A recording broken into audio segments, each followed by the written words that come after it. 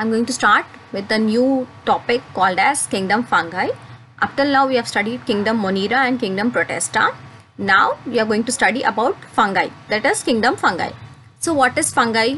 We all know that small black color spots or some fluffy cotton like substances are grown on food when it is thrown away or when it is not covered properly. Okay, basic example you can see these in pickles. When the pickles are not covered properly or the amount of salt or salt concentration is very less, though during those times you can see some amount of white colored fluffy substance growing on those pickles or any other food materials. So those unwanted growth material is nothing but fungi. Okay, so fungi are usually heterotrophic in nature, that is they cannot prepare their own food. That's why they depend on other organisms for their food purpose, as well as they are eukaryotic organisms.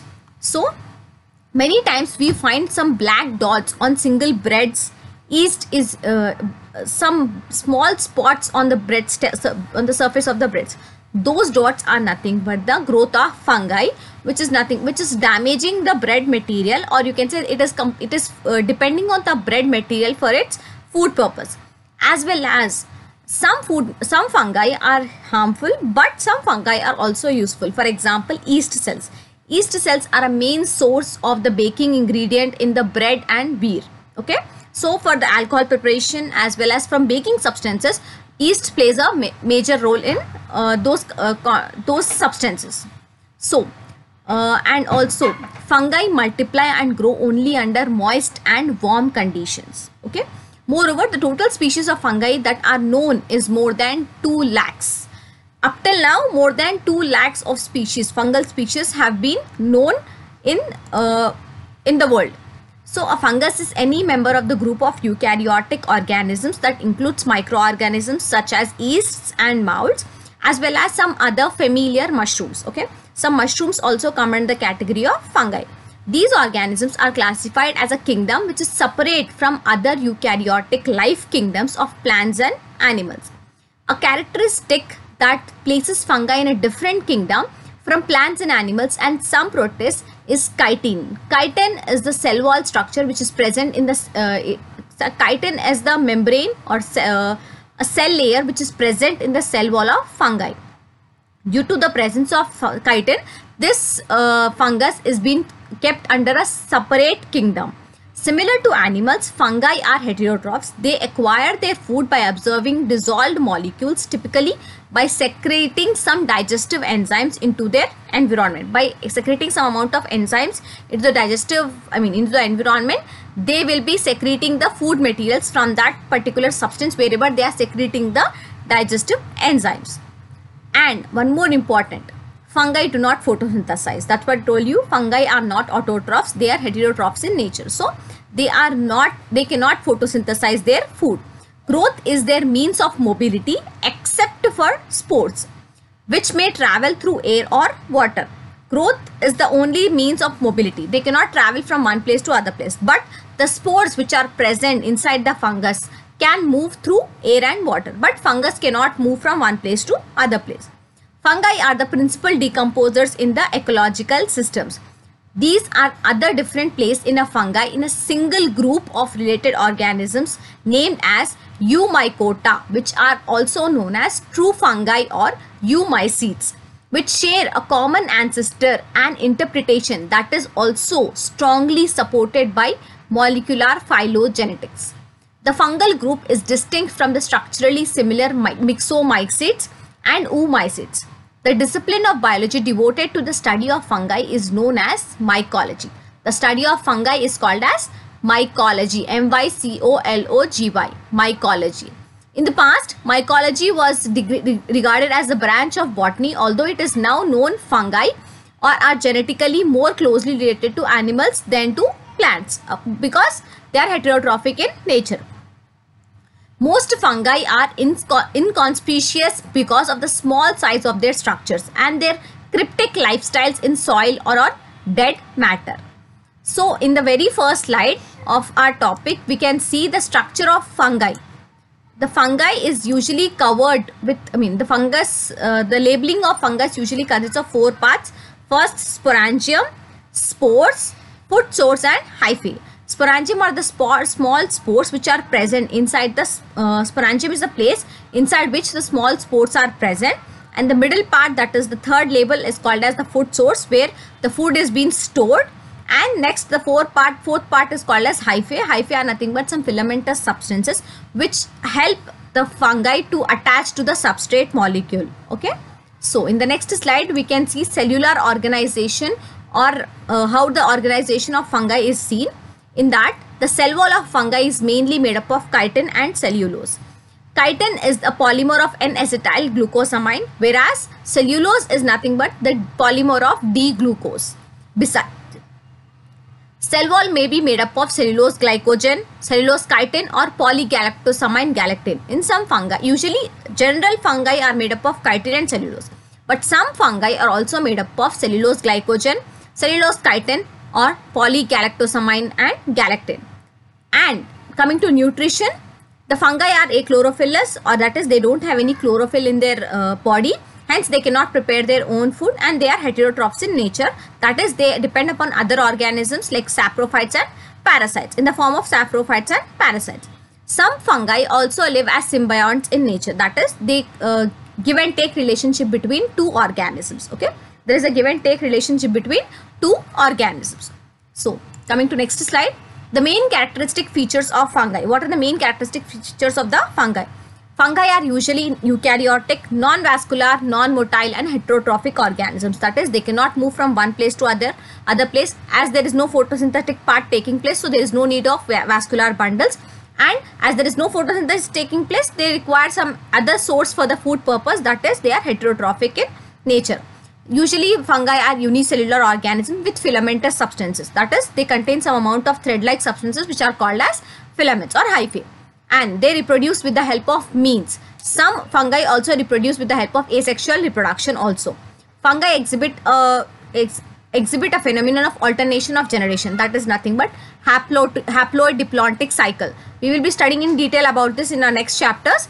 So, you just remember that it is a haploid cycle where an haploid stage is formed. Later on, it will be changed into a diploid stage, that is a zygote formation, whereas a spore formation. Two generations together is called as alternation of generation. Okay, and they, of course, they lack chlorophyll, so they cannot prepare their photosynthesis. And important point is, fungi store their food in the form of starch. Usually in the human beings or animal tissues, the food is stored in the form of glucose or fat tissues. But in case of fungi, it is stored in the form of starch. Biosynthesis of chitin occurs in fungi. Chitin, the cell wall layer, is the biosynthesis of that chitin layer is taken place in the case of fungi.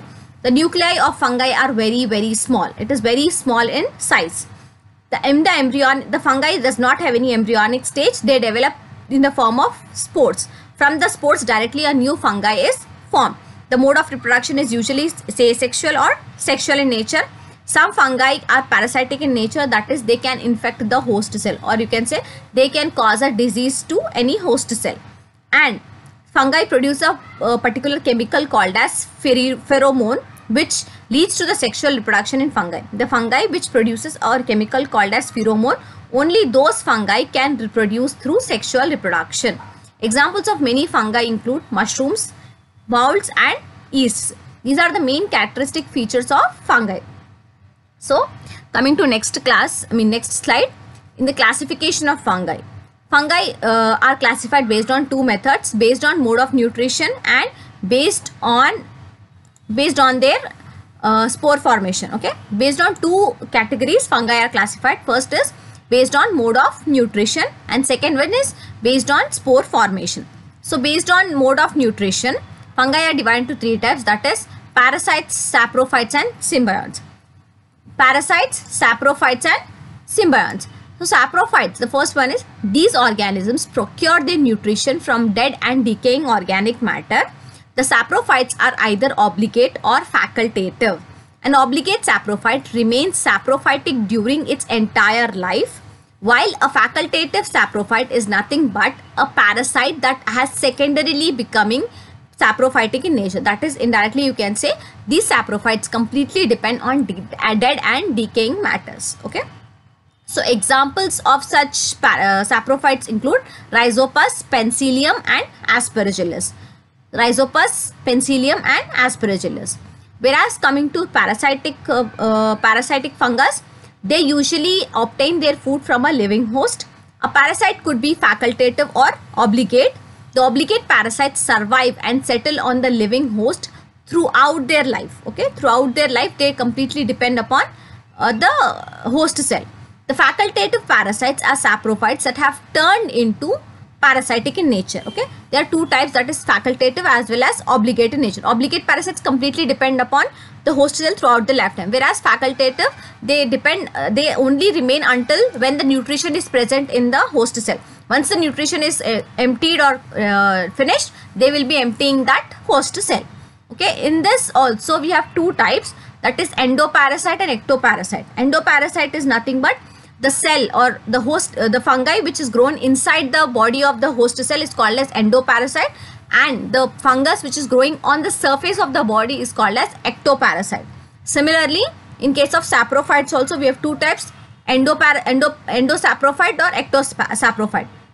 The organism or the fungus which is growing inside the host cell or inside the dead and decaying matter are called as endosaprophytic organisms, whereas the organisms which are growing on the surface are called as ectosaprophytic organisms. Okay, so next will be examples of those parasites include Taphrinia and Puccinia. Taphrinia and Puccinia are the two main examples of parasitic fungi. Whereas coming to symbiotic fungi, the fungi live as an interdependent relationship between two organisms, that is both organisms are mutually benefited. Basic examples are lichens and mycorrhizae. Lichens are the symbiotic association between fungi and algae. In this case both are benefited. Okay, in this case both are benefited. The lichens which are which live in algae, which live as algae are called as phycobiont, which live as fungi are called as mycobiont. Okay, and here both algae and fungi mutually benefited, as fungi provide shelter for algae and in reverse algae synthesizes carbohydrates for fungi. So symbionts is nothing but a mutual relationship between two organisms. The main examples of this are lichens and mycorrhizae. So coming to next slide, based on spore formation. So based on spore formation, what are the main characteristic features of fungi include? Based on spore formation, the fungi are divided into four types, that is zygomycetes, ascomycetes, basidiomycetes and deuteromycetes. So coming to first zygomycetes, these are formed by the fusion of two different cells. Okay, when the fusion of two different cells is done, only in those cases the spores are formed. Okay, so you can say these are also called as algal fungi. These are also called as algal fungi, which grow on dead and decaying matter, which grow on dead and decaying wood. Okay, these zygomycetes or these fungi are also called as algal fungi and which grow on decaying wood. Mycelium is aseptate, that is they don't have any septa, that is hyphae. Hyphal cells does not contain any septa. Spores are produced endogenously. Spores which are present, the spores are produced endogenously, that is inside the cell, and asexual reproduction is by zoospores. Asexual reproduction is by zoospores, whereas sexual reproduction takes place by conjugation. Okay, I'll repeat once again. These are also called as algal fungi. They grow on decaying wood material, and mycelium is aseptate, that is they does not contain any septate material. Asexual reproduction is taken place by zoospores, whereas sexual reproduction is taken place by conjugation. And examples of these include Rhizopus and Albugo. Rhizopus is nothing but which is grown on bread mold. Albugo is grown on mustard seeds. Okay, so these are the main examples of zygomycetes. Whereas coming to ascomycetes, these are also called as sac fungi. These are also called as sac fungi. Each cell of mycelium is uninucleated, binucleated or multinucleated. Okay, each cell of fungi is binucleated, uninucleated or multinucleated. Mycelium is branched and aseptate. Mycelium is nothing but the hyphae which is branched and septate. In initial, that is zygomycetes, it was aseptate, but here it is branched and septate. Whereas asexual reproduction takes place with the help of conidia, that is exogenously. Asexual reproduction takes place exogenously. Sexual reproduction takes place through ascospores. Sexual reproduction takes place through ascospores. And examples of these are Saccharomyces, Aspergillus and Neurospora. Saccharomyces, Aspergillus and Neurospora. These are the basic examples of ascomycetes. Whereas coming to basidiomycetes, these are also called as club fungi. Basidiomycetes are also called as club fungi, most commonly evolved and complex fungi. These are most commonly evolved fungi and very complex fungi. These are best decomposers of wood materials. These basidiomycetes are best decomposers of wood materials, and mycelium is already branched and septate. Mycelium is as ascomycetes, the mycelium of basidiomycetes is also branched and septate, and they do not reproduce by asexual means. Okay, reproduction is not done by asexual means. There is only asexual reproduction occurs by conidia, that is budding or fragmentation, whereas sexual reproduction takes place with the help of basidiospores. Asexual reproduction takes place with the help of conidia, budding or fragmentation, whereas sexual reproduction takes place with the help of basidiospores. And also there is a vegetative reproduction which takes place with the help of fragmentation. Fragmentation is also an important part of basidiomycetes. And examples of these include agaricus, that is mushrooms, Puccinia and Ustilago. Ustilago, Puccinia and agaricus are the basic examples of basidiomycetes. Whereas coming to deuteromycetes, these are also called as imperfect fungi. The all imperfect fungi or false fungi. Imperfect fungi or false fungi. Once the sexual form is discovered, it is moved to ascomycetes, basidiomycetes based on its sex characters. Based on its sex characters or based on the sexual mode of reproduction, these are transferred to ascomycetes or basidiomycetes. Similar to the basidiomycetes or ascomycetes, mycelium here is also branched and septate. These are saprophytic, parasitic or decomposers in nature. These are saprophytic, parasitic and decomposers in nature. They do not reproduce sexually but reproduce through asexual means by conidia. Examples include trichoderma and alternaria. Alternaria and trichoderma are the basic examples of these deuteromycetes class of organisms.